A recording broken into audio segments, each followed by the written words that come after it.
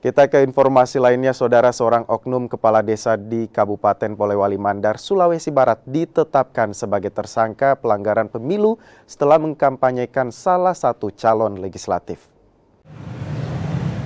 Badan Pengawas Pemilu Kabupaten Polewali Mandar, Sulawesi Barat melalui tim Sentra Gakumdu menetapkan seorang oknum kepala desa sebagai tersangka pelanggaran pemilu.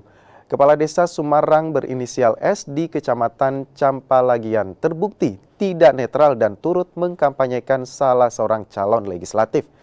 Kepala desa tersebut menghadirkan seorang caleg dan mengumpulkan sejumlah masyarakat di rumahnya pada 11 Februari 2024 lalu.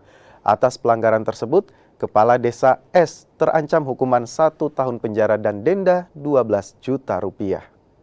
Kejaksaan Negeri Polewali Mandar menyatakan bahwa berkas perkara terhadap tersangka S itu dinyatakan lengkap. Nah, oleh karena berkas perkara tersebut telah dinyatakan lengkap, maka pada hari ini juga kami kejaksaan bersama dengan Polres Polman yang juga dihadiri oleh Bawaslu itu mengadakan tahap 2 atau dalam arti penyerahan tersangka, yang dalam hal ini tersangka S beserta barang buktinya.